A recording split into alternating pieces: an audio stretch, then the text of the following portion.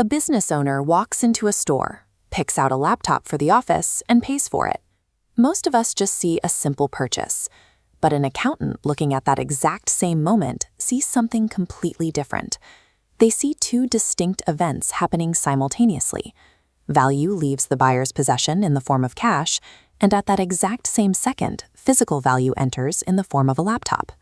This invisible, dual-sided exchange governs every single business transaction on Earth, from a neighborhood grocery store buying vegetables to a multinational tech firm selling a smartphone. Imagine if the millions of businesses operating globally decided to record these dual transactions however they saw fit, each inventing their own personal system. Without standardization, corporate financial statements become impossible to compare. Fraud becomes incredibly easy to hide in the noise, and banks immediately lose the ability to trust any company's records. To prevent that, the global economy relies on a single, universally agreed-upon language, accounting. And just like any language, it requires strict grammar to function. In finance, this grammar is defined by the 3 golden rules. Before we can learn the grammar of money, we have to categorize the vocabulary. Every single piece of a business belongs to one of 3 specific families. First are personal accounts.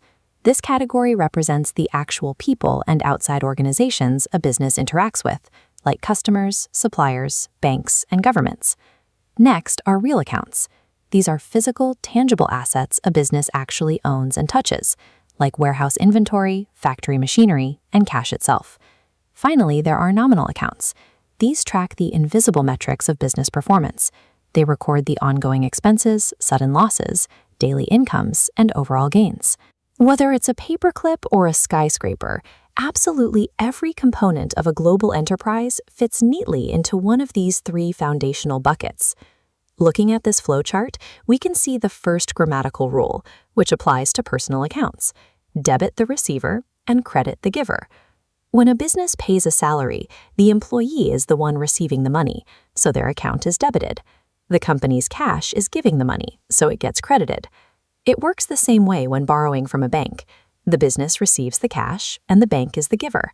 But because the business now holds the bank's money, it owes them.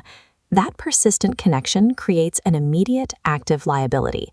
By strictly recording receivers and givers, this rule perfectly tracks who owes what to whom. It acts as the memory bank for a trust-based economy.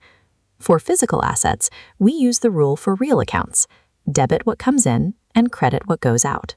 Purchasing a delivery vehicle means it physically enters the company's possession. That's a debit. To get it, cash leaves the company. That's a credit. Notice what happens here. The resources didn't vanish. The business simply traded one asset for another type of asset, the vehicle. They merely changed locations and forms. The rules for real accounts prove that corporate wealth is really just a continuous, measured transfer of assets, rather than a destruction of value. To measure invisible business performance, we look at this scale representing nominal accounts. The rule here dictates that we debit all expenses and losses and credit all incomes and gains. When a company pays an invisible expense, like a monthly electricity bill, that cost adds weight to the debit side, dragging overall performance down.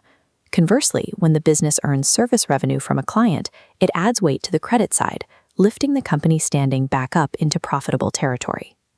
Nominal rules allow a business to mathematically measure its own survival. They translate abstract daily effort into concrete, trackable profit or loss.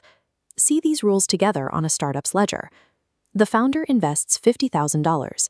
Cash debits in, capital credits out. Buying computers? Computers debit in, cash credits out. Paying rent debits expense on line 3, while completing a project credits revenue on line 4. By applying these 3 isolated rules to every action in sequence, the startup generates a perfectly balanced, universally understood financial document.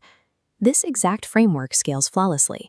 It works for a neighborhood grocery store, as it does for the largest multinational conglomerates shipping goods across the ocean. Debits and credits don't have to be confusing mathematical equations to memorize. They are simply descriptive tools for telling the story of a business. Mastering this universal language reveals the continuous, logical movement of value powering the entire modern world.